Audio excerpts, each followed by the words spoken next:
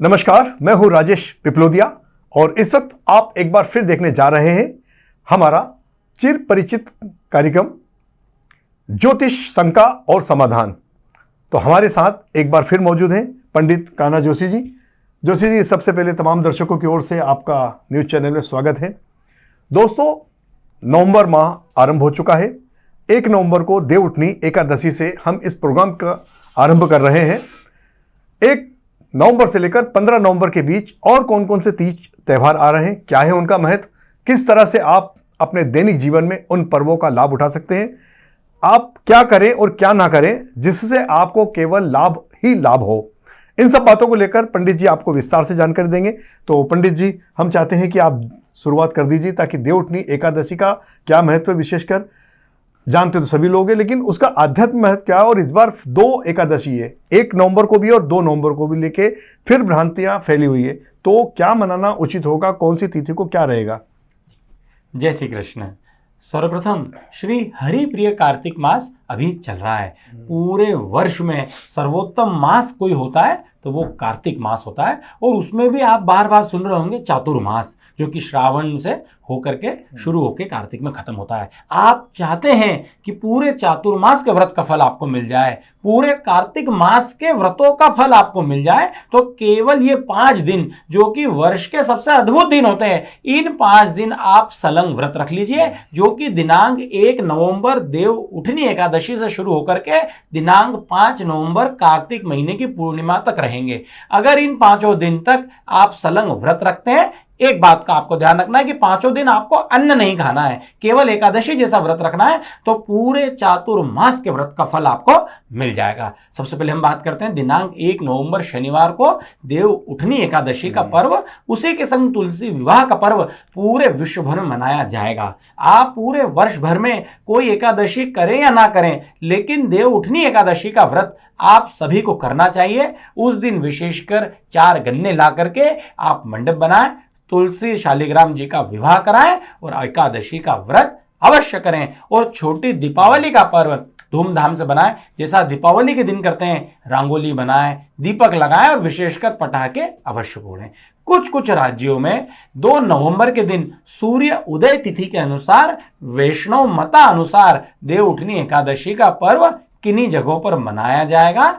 विशेषकर उस दिन हरिप्रिय द्वादशी तिथि रहेगी।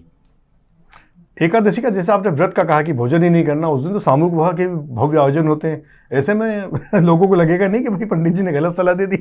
नहीं, विशेषकर आप थोड़ा सा अगर परिश्रम कर सकते हैं और चाहते हैं कि आपको पूरे वर्ष की सभी एकादशी का व्रत का फल मिल जाए, तो उस दिन थोड़ा सा आपको अपने मुंह पर, जिभान पर कंट्रोल करना पड़ेगा और फरियाल ही करना पड़ेगा। अगर आप अन्न खा लेते हैं तो आपको एकादशी के व्रत का फल नहीं मिलता है। अब बात करते हैं दिनांक 3 नवंबर सोमवार के दिन, जो कि पड़ रहा है कार्तिक महीने की त्रयोदशी, उसी के संग सोम प्रदोष महाव्रत और उसी के संग मासिक शिवरात्रि। तो इतना अद्भुत संयोग ये सोमवार के दिन पड़ रहा है कि सोमवार भगवान शिव का प्रिय वार, उसी के संग कार्तिक महीने का प्रदोष व्रत जो कि भगवान शिव को अति प्रिय होता है, और उसी के संग मासिक शिवरात्रि रहेगी। पूरे विश्व भर में एक ही स्थान उज्जैन महाकालेश्वर के प्रांगण में श्री हरि और हर का मिलन इस दिन विशेषकर होता है, जो कि पूरा विश्व अवश्य देखता है कि भगवान शिव पुनः सृष्टि का प्रभार जो श्रावण महीने में उन्हें भगवान नारायण द्वारा मिला था,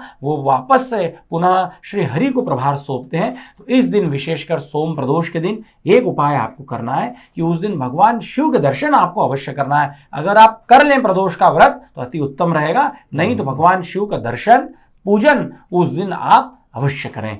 ठीक उसी के अगले दिन दिनांक 4 नवंबर मंगलवार के दिन रहेगा कार्तिक महीने के शुक्ल पक्ष की चतुर्दशी, जिसे वैकुंठ चतुर्दशी कहा जाता है, जो कि पूरे वर्ष का सर्वोत्तम दिन माना जाता है किसी भी तीर्थ स्थल में स्नान करने के लिए। अगर आपको आपका मन और पॉकेट अलाउ करे तो जल्दी से जल्दी आप रिजर्वेशन करा लें, और हो सके तो इस दिन अगर आप गंगा में डुबकी अगर लगा लेते हैं और उसी के साथ दीप दान कर लेते हैं तो आपको अनंत अनंत कृपा आपके पितरों की मिलेगी, वो सारे दोष आपके स्वतः ही दूर हो जाएंगे। 5 नवंबर के बाद में कौन से पर्व आ रहे हैं? जी, 5 नवंबर के दिन पड़ रहा है कार्तिक महीने के पूर्णिमा का पर्व, जो कि विशेषकर दीपदान के लिए माना जाता है। अगर आपने पूरे कार्तिक महीने का अगर व्रत करा है तो 5 नवंबर के दिन आप विशेषकर कोई भी तीर्थ स्थल में अवश्य जाएं और बहते हुए जल में आपको दीपदान करना कंपलसरी होता है। तो आपको उस दिन विशेषकर थोड़ा समय निकालिए, उज्जैन, ओमकारेश्वर, हरिद्वार, जहां आपकी अनुकूलता हो। 5 नवंबर के दिन आप कार्तिक पूर्णिमा में, उस दिन वैसे भी गुरु नानक जयंती का पर्व रहता है, सरकारी छुट्टी रहती है, थोड़ा सा समय निकालिए और दीपदान करें। अपने जीवन में सकारात्मक बदलाव आप अवश्य देखेंगे। उसके बाद मार्गशीर्ष महीना शुरू हो जाएगा 6 तारीख से। तो दिनांक 8 नवंबर शनिवार के दिन रहेगी श्री गणाधिप संकष्टी चतुर्थी, जो कि मार्गशीर्ष महीने की संकष्टी चतुर्थी का व्रत रहेगा। संकष्टी चतुर्थी के व्रत में एक बात का विशेष ध्यान रखा जाता है, उस दिन रात्रि में 8:30 बजे के बाद जब चंद्रोदय होगा तब चंद्रमा के दर्शन करें, भगवान गणेश के दर्शन करें और उसके बाद अपना व्रत खोलें। इसके बाद में कौन से तीज त्योहार आ रहे हैं पंडित जी? इसके बाद अगले सप्ताह में विशेषकर दिनांक 12 नवंबर बुधवार के दिन रहेगी मार्गशीर्ष महीने की अष्टमी, जिसे काल भैरव अष्टमी और काल भैरव जयंती के रूप में मनाया जाता है। पूरे वर्ष का सबसे प्रिय दिन काल भैरव को होता है, तो काल भैरव जयंती का होता है। 12 नवंबर को आप लिख के रख लीजिए। उस दिन विशेषकर आप काल भैरव के दर्शन अवश्य करें। आपके घर के आसपास स्थित कोई भी भैरव जी का मंदिर हो तो वहां पर अपने नाम गोत्र से भैरव जी को चोला आप अवश्य चढ़वाएं। सिंदूर, चमेली का तेल, इमरती, नमकीन चीजें, जहां पे भैरव जी मदिरा पान करते हैं वहां मदिरा, पान का बीड़ा, ये भैरव जी को अति प्रिय होता है। ये विशेषकर आप काल भैरव अष्टमी के दिन काल भैरव को भेंट करें और भगवान काल भैरव की कृपा पाएं। विशेषकर आपके जीवन में जितनी नेगेटिविटी है, जितने आपके शत्रु हैं, हम किसी का नाश तो नहीं चाहते, लेकिन शत्रुओं की कुबुद्धि का नाश भैरव जी को चोला चढ़ाने से अवश्य हो जाएगा। ठीक इसी बेला में हम आगे बढ़ते हैं। तो इस पखवाड़े का अंतिम त्योहार, जो कि दिनांक 15 नवंबर शनिवार के दिन विशेषकर रहेगा, उस दिन उत्पन्ना एकादशी रहेगी। मार्गशीर्ष महीने की एकादशी का व्रत रहेगा। इस दिन भी विशेषकर वैसे ही आप एकादशी का व्रत करें। एकादशी के व्रत में अन्न बिल्कुल नहीं खाया जाता है, केवल फलाहारी पदार्थों से अपना व्रत खोलें। और 15 दिन में एक दिन एकादशी आती है, उस दिन जितनी गौ सेवा आप कर सकते हैं, गौशाला में जाकर के हरा चारा ज़्यादा से ज़्यादा मात्रा में आप अपने पितरों के नाम से डालें। एकादशी पर नारायण के दर्शन करें और अनन्य कृपा उनकी पाएं। जैसे कि पंडित जी ने बताया कि काल भैरव अष्टमी एक महापर्व है, और उन्होंने बताया कि साथ ही आपके यदि घर के आसपास या जहां भी प्रसिद्ध मंदिर है वहां आप जाएं तो काफ़ी लाभप्रद रहेगा। वहां तक तो ठीक है, जाना ही चाहिए, लेकिन यदि आप अपने कुल भैरव के स्थान पर इस दिन जाते हैं, उन्हें चोला चढ़ाते हैं, पूजा अर्चना करते हैं, तो आपके कई तरह के आदि व्याधि बल्कि संकट आपके दूर हो जाते हैं, क्योंकि कुल के देवता भैरव जी हैं और उनकी कृपा से सारे कार्य स्वतः ही संपन्न होने लग जाते हैं। और जहां तक कुल भैरव की कृपा है तो उस व्यक्ति के रास्ते में कोई रुकावट आती भी नहीं है।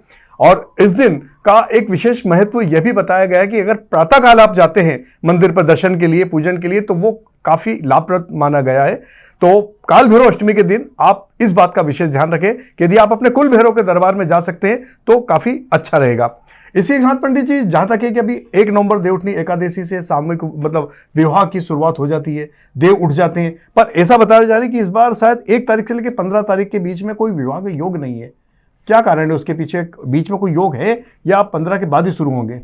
15 नहीं, इस बार 1 नवंबर को, जैसा मैंने पिछले भी इंटरव्यू में कहा था कि देव उठनी एकादशी तो अबूझ मुहूर्त है।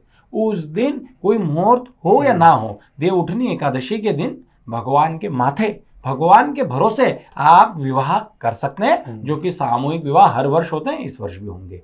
जो मांगलिक कार्य है वो इस बार 1 तारीख से शुरू नहीं होंगे, बल्कि 15 नहीं 23 नवंबर तक इस बार नहीं होंगे, क्योंकि जो विवाह के अनुसार उपयुक्त नक्षत्र होते हैं वो इस वर्ष नहीं रहेंगे, वो 23 नवंबर से जाकर के शुरू होंगे। तो सभी घरों में मांगलिक कार्य इस बार जो है 23 नवंबर 2025 से जाकर के शुरू होंगे। तो पंडित रामचंद्र वैदिक का एक वीडियो चल रहा है जिसमें वो 16 तारीख से बता रहे हैं मांगलिक कार्यों की शुरुआत। इसलिए मेरा क्वेश्चन उसी से था, क्योंकि उन्हीं की तरह कुछ पंडित और भी हैं जो 16-17 से ही शुरुआत कर रहे हैं। आप चूंकि 23 से कर रहे हैं, तो कृपया करके आप अच्छे से देख लीजिए। जिस पंडित पे, जिस शास्त्र पे या जिस पंचांग पर आपको विश्वास हो, आप वही कीजिए। हम तो सिर्फ आपको एक राय दे सकते हैं। तो पंडित जी, मेरे ख्याल से 1 तारीख से लेकर 15 तारीख के पर्व पूरे कंप्लीट हो चुके हैं। तो दोस्तों, हम इस कार्यक्रम में फिलहाल विराम लेते हैं और आपसे पुनः निवेदन करते हैं कि आप इस कार्यक्रम को अधिक से अधिक लोगों तक शेयर करें, ताकि वे भी लाभान्वित हो सके। हमारे चैनल को आप सबसे पहले सब्सक्राइब कर लें, ताकि सारी जानकारियां आपको मिलती रहे। विशेषकर इन प्रोग्रामों के अलावा भी हमारे और भी कार्यक्रम चैनल पर प्रसारित किए जाते हैं। डेली न्यूज अपडेट भी होता है, जहां आपको शहर, प्रदेश और देश की तमाम तरह की सटीक जानकारियां मिलती है। तो हमारे चैनल को आप सब्सक्राइब करें और अन्य को भी प्रेरित करें कि वे भी चैनल को सब्सक्राइब करें। फिलहाल हम विराम लेते हैं और जल्द ही आपसे फिर मुखातिब होंगे। नमस्कार।